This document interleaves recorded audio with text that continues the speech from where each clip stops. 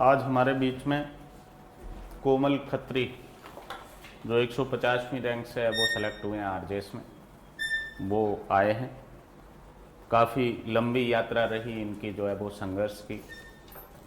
कई बार मेंस लिखे और इंटरव्यू दिए, अल्टीमेटली ईश्वरीय कृपा से इस बार जो है 150वीं रैंक से है वो सिलेक्ट हुए। कई दिनों से इनका क्लासरूम में इंतज़ार भी है वो था। रिजल्ट आने के बाद छुट्टियां पड़ गई कोचिंग की, और फिर ये गवर्नमेंट जॉब में है तो थोड़ा सा टाइम टेबल बैठा नहीं। आज संडे भी था, क्लास भी थी, तो ये वो आप लोगों को मोटिवेट करने के लिए और अपनी सफलता की यात्रा बताने के लिए आए।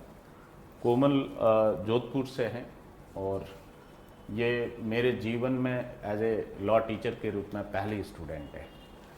सबसे पहले जब मैंने पढ़ाना 2013-14 में स्टार्ट किया था तो अकेले एक स्टूडेंट से पढ़ाना स्टार्ट किया था, और वो कोमल खत्री है वो थी।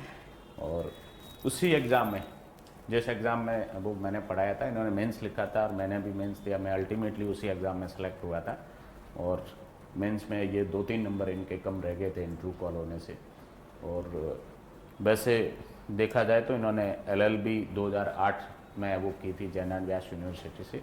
मेरी 2010 की LLB है, 2 साल जूनियर हूँ मैं LLB में इनसे। और LLM जो है 2015 में किया इन्होंने बिजनेस लॉ से जैन एंड व्यास यूनिवर्सिटी से।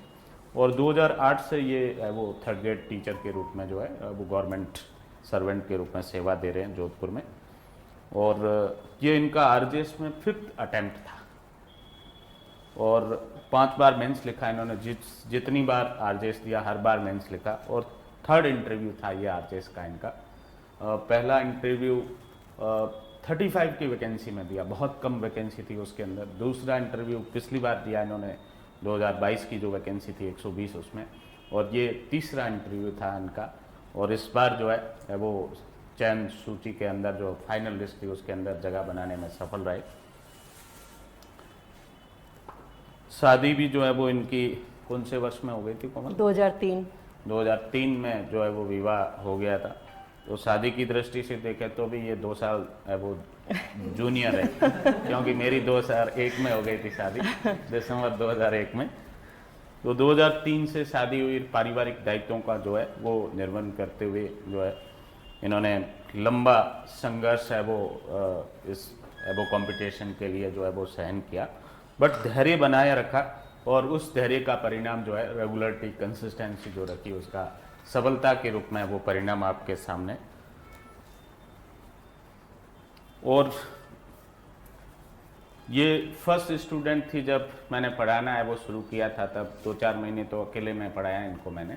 उसके बाद मैंने ग्रुप में पढ़ाना है वो स्टार्ट किया 4-4, 5-5 स्टूडेंट्स को। फिर मैं जैन एंड व्यास यूनिवर्सिटी में विजिटिंग फैकल्टी के रूप में मैंने पढ़ाना शुरू किया, और उसके बाद जो है वो मैंने कोचिंग है वो स्टार्ट किया। और मुझे कोचिंग स्टार्ट करने के लिए प्रेरित करने वाले भी कोमल खत्री है। मेरा कोई सपना नहीं था कोचिंग आगे पढ़ाना, तो इन्होंने जो मेरे में हुनर देखा कि आप एक टीचर के रूप में बहुत अच्छा है वो लॉ पढ़ा सकते हो, बस आपको थोड़ी हिम्मत जुटाने की ज़रूरत है और बोर्ड पर खड़ा होने की आवश्यकता। चीज़ें आपको आती है अच्छे से, क्योंकि मैं जब इनको पढ़ाता था तब खड़े होकर नहीं पढ़ाता था, मैं कुर्सी पर बैठ के सामने जो है वो बताता था कौन से सेक्शन में क्या है, कौन कौन से इंपॉर्टेंट केस लॉ है और क्या क्या एसेंशियल इंग्रेडिएंट्स है जो मैंने खुद ने अपनी तैयारी में प्रिपेयर कर रखा था, वो मैं इनसे शेयर कर देता था। और कुछ पूछ लेता था, कुछ है वो आपस में जो है वो जहाँ डाउट होता था बुक देख लेते थे, डायरेक्ट है वो देख लेते थे। तो ऐसे करके जो है आज मैं 500 से अधिक स्टूडेंट्स को हर साल है वो पढ़ाता हूँ। तो उसका भी जो श्रेय है कोचिंग है वो चलाने के लिए प्रेरित करने वाला वो कोमल खत्री को है वो जाता है। अब मेरी गुजारिश रहेगी कोमल खत्री से कि वो स्टेज पे वो आए और अपनी सफलता यात्रा के बारे में स्टूडेंट्स को बताएं, मोटिवेट है वो करें, कैसे ये तैयारी करें और अल्टीमेटली अपनी जगह है वो बनाने में सफल हो सके। यस कोमल।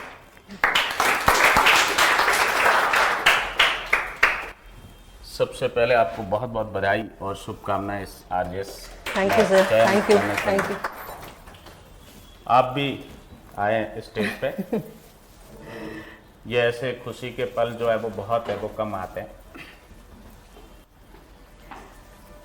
इनका किस थोड़ा आपको भी बहुत बहुत बधाई और शुभकामनाएं। आ गया।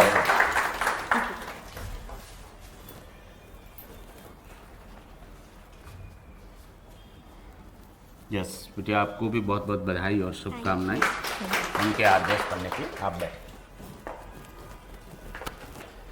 यस, कोमल खत्री से जो है वो हम जानेंगे कि किस तरीके से इन्होंने धैर्य बना रखा और इतना लंबा संघर्ष 2013 से लेकर और 2024 11-12 साल की जो इनकी है वो जर्नी रही। कई उतार चढ़ाव जो आए तैयारी के दौरान, कई बार मेंस पे ही संतोष करना पड़ा, कई बार इंटरव्यू देना पड़ा, बट इन्होंने हार नहीं मानी और आखिर हाईकोर्ट को सिलेक्शन करने के लिए जो है वो विवश करवाया।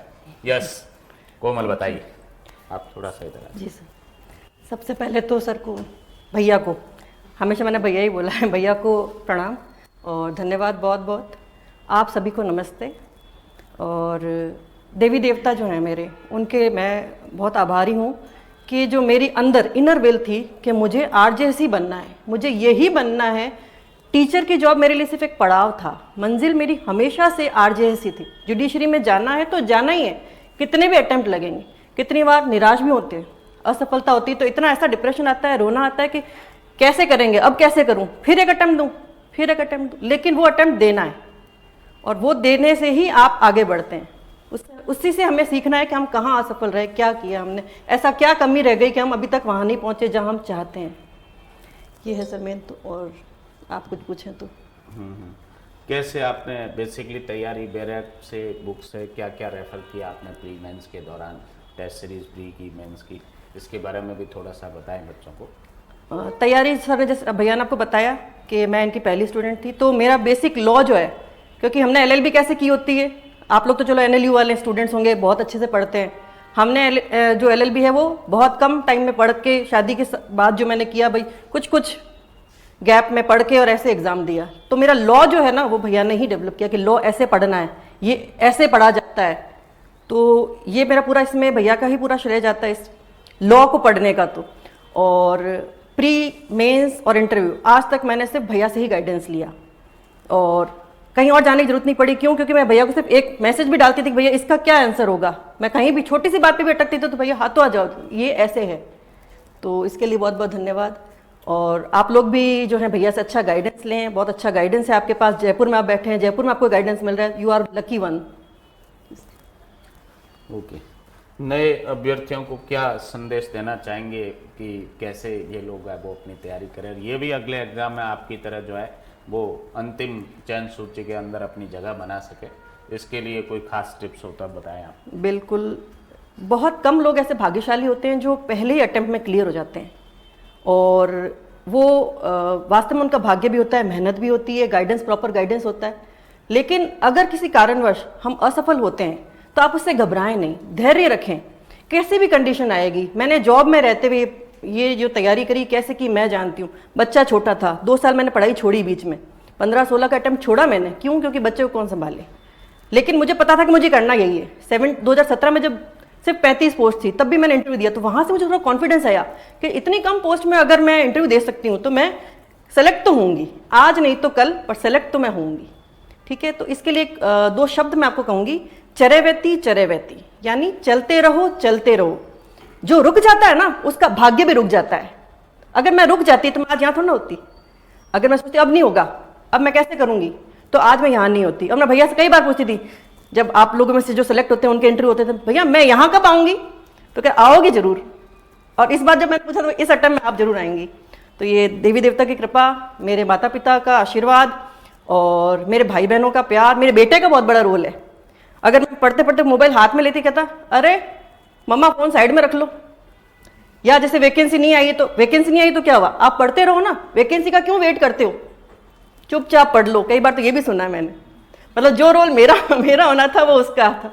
तो उसका भी बहुत बहुत धन्यवाद है और ईश्वर की कृपा है, भैया का बहुत बहुत धन्यवाद है। और आप लोग रुकना मत, बस यही है, अगर आपका ये है तो आपको रुकना नहीं। कोमल के इस स्टेटमेंट पे मुझे वो दोहा याद आता है राजस्थानी के अंदर, जो बीच राह में बैठ के वो बैठे ही रह जाते हैं और जो लगातार चलते रहते वो निश्चय मंजिल पाते हैं। तो आपको लगातार चलते रहना है और कोमल की तरह आप लोगों को भी जो है वो मंजिल प्राप्त करना है। सर एक बात और, आपके पास 1 या 2 दोस्त ऐसे जरूर होने चाहिए जो आपको मोटिवेट करते रहें। मेरे इस सक्सेस में मेरे दोस्तों का भी बहुत बड़ा रोल है। जैसे ही मैंने लो फील किया, उन्होंने मुझे फिर से खड़ा किया, अरे नहीं नहीं और कई बार तो ऐसे भी कहते थे ये थर्ड ग्रेड टीचर, तो मुझे अच्छा मैं थर्ड ग्रेड टीचर हूँ, मतलब वो मोटिवेट करने का एक तरीका होता था कि नहीं तुम्हें वहां जाना है जिसके लिए तुम बनी हो। सब जानते थे, मेरे जो टीचर्स थे साथ में, इवन मेरे प्रिंसिपल, वो उनका ये कहना था कि तुम सब चीज़ छोड़ो, तुम पढ़ाई करो। इस बार मैंने विदाउट पे होकर पढ़ाई करी, 2 महीने तनख्वाह छोड़ के अपनी पढ़ाई करी, और उनकी कृपा, सबका आशीर्वाद, और सिलेक्शन ले लिया। में थोड़ा सा, हाँ कोमल बैठिए। हाँ जी, थैंक यू सर। कोमल के बारे में थोड़ा सा और बताना चाहूँगा। कोमल की और हमारी मुलाकात RS प्री के एग्ज़ाम के दौरान हुई। हम दोनों अननोन थे, न कोमल मेरे को जानती न मैं कोमल को जानता। हमारा RS प्री का एग्ज़ाम सेंटर के अंदर आगे यूँ पास जो है वो हमारा मतलब बैठने की जगह आई। एक रो में कोमल सबसे फर्स्ट नंबर पे थी, दूसरे रो में मैं सबसे फर्स्ट नंबर पे था। तो पहले जो है वो GK का पेपर था, और फिर प्रीलिम्स के अंदर एक पेपर लॉ का भी होता था। तो GK वाले पेपर में मेरी चूंकि GK में इतनी तैयारी नहीं थी, मैं तो RJS के लिए तैयारी कर रहा था, 2012 की बात है ये। तो GK ठीक है पढ़ा था मैंने 10-20 दिन, पर उतनी मेरी तैयारी नहीं थी। तो मैंने वैसे ही एग्ज़ाम शुरू होने से पहले नाम पूछा, तो आपने बताया मेरा कोमल खत्री है, मैं टीचर हूँ। और मेरे से पूछा तो मैंने कहा मैं RJS के लिए तैयारी कर रहा हूँ। इनको पहले से कि हाँ ये टीचर है, कोमल खत्री है वो नाम है। तो वहाँ से मुझे पहली बार मतलब इनका नाम और ये एक ओकेजनल हमारा जो है वो एक दूसरे से परिचय वो हुआ। और उसके बाद एक गोपाल नाम करके एक मेरा स्टूडेंट था फलोदी साइड का, तो वो नेट की प्रिपरेशन कर रहा था और RJS के लिए भी है वो कर रहा था। तो मैं नेट के लिए भी पढ़ाता था पहले। तो उन्होंने मुझे वैसे ही बात की कि हमारे जानकार है कोमल खत्री और उनको वो पढ़ना चाहते हैं, यदि आप पढ़ाने में इंटरेस्ट हो। तो हमारे भी वो जो है वो उस टाइम रेनी डेज थे, गाला डेज और रेनी डेज पढ़ रखे हुए ना आपने वो अंग्रेजी में। तो रेनी डेज थे उस समय, आर्थिक रूप से इतने सक्षम है वो नहीं थे। तो मुझे लगा ठीक है कुछ आर्थिक जो है वो रिम्यूनरेशन मिल जाएगा और अपना रिवीजन हो जाएगा, आम के आम और गुटलियों के दाम। मेरा तो रिवीजन हो जाएगा, पढ़ के जाऊंगा और बता दूंगा, और उनको फायदा हो जाएगा और उसके बदले अपने को कुछ मिल भी जाएगा। ऐसे करके मतलब पढ़ाना मैंने वो स्टार्ट है वो किया था इनको। और फिर यात्रा मेरी है वो अलग है वो दौर से गुजरी। कुछ दिन बाद मैंने 5-7 बच्चों को पढ़ाना शुरू किया 1-2 जगह ग्रुप में। फिर मैं यूनिवर्सिटी में पढ़ाना स्टार्ट किया, और उसके बाद फिर उसी अटैम्प्ट में मैंने मेंस लिख के और फिर कोचिंग स्टार्ट किया। मेंस के जस्ट बाद ही मैंने कोचिंग स्टार्ट कर दिया। मेरा सिलेक्शन तो बाद में हुआ RJS में, उससे पहले ही कोचिंग स्टार्ट है वो कर दिया था। और उस कोचिंग में भी है वो स्टार्ट करवाने में कोमल का है वो रोल रहा। ऑनरेबल पुष्पेंद्र सिंह भाटी साहब जो है वो मेरे उस इनोग्रेशन के है वो चीफ गेस्ट थे, और उस समय पढ़ाते थे हमें, वो विजिटिंग फैकल्टी थे वो जैन व्यास यूनिवर्सिटी में, सिविल प्रोसीजर कोड है वो पढ़ाते थे।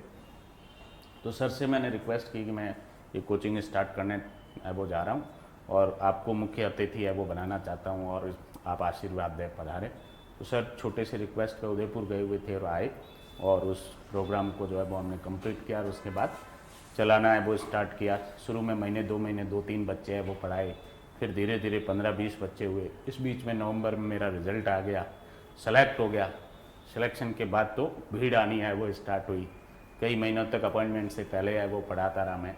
फिर अपॉइंटमेंट हुआ तो फैकल्टीज़ वगैरह एंगेज की पीछे। कोमल ने भी पढ़ाया मेरे कोचिंग में वहाँ है वो जोधपुर सेंटर पे, जब मैं जॉब में था जयपुर, जब मैं वो कोचिंग मैंने स्टार्ट किया तब। क्योंकि ये उससे पहले जो है वो मेंस है वो लिख चुके थे, एक इंटरव्यू है वो दे चुके थे, तो अनुभव था इनके पास, नए बच्चों को है वो गाइड करने की स्थिति में वो थी। और टीचिंग स्किल भी अच्छी है, क्योंकि टीचर है तो एक्सप्लेन कैसे किया जा सकता है वो अच्छी है वो पावर है इनकी। तो पढ़ाया भी है, केवल स्टूडेंट ही नहीं रहे, ये जो है वो फैकल्टी भी रहे हमारे जोधपुर में। पहले एडवांस्ड लॉ क्लासेज नाम था अपने कोचिंग का, जोधपुर जब थी KD एडवांस लॉ। अभी ये मैंने मॉडिफाई किया है 2020 में, क्योंकि एक कन्फ्यूजन हो रहा था, कोई KD लॉ क्लासेज और है तो बच्चे वो KD सर के नाम पर उस KD लॉ क्लासेज में चले जाते थे।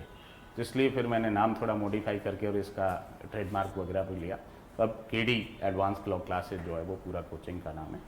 तो इस सभी जो है वो मेरा खुद का जो चयन है, कोचिंग है, और उसके बाद की जो है वो यात्रा है, और खूब बच्चों को जो है वो मोटिवेट भी करती है कि आप KD सर के पास जाइए, वहाँ से मार्गदर्शन लीजिए। और खूब सारे बच्चे आए भी है, जिसने मेहनत की वो मंजिल तक पहुंचा है, और आप में से भी जो मेहनत करेगा वो मंजिल तक पहुंचेगा। बहुत बहुत धन्यवाद कोमल। Thank you sir. आपको उज्जवल भविष्य की शुभकामनाएं। आप अच्छे न्यायिक अधिकारी के रूप में बिल्कुल कार्य सर। करें, पैसेंस अपना कोर्ट में भी है वो बना के रखें, वकीलों को अच्छे से सुने जी और सर। अच्छे डिसीजन है वो दे जिसके लिए आप है वो जाने। बिल्कुल, ईश्वर की कृपा रहे मुझ पे।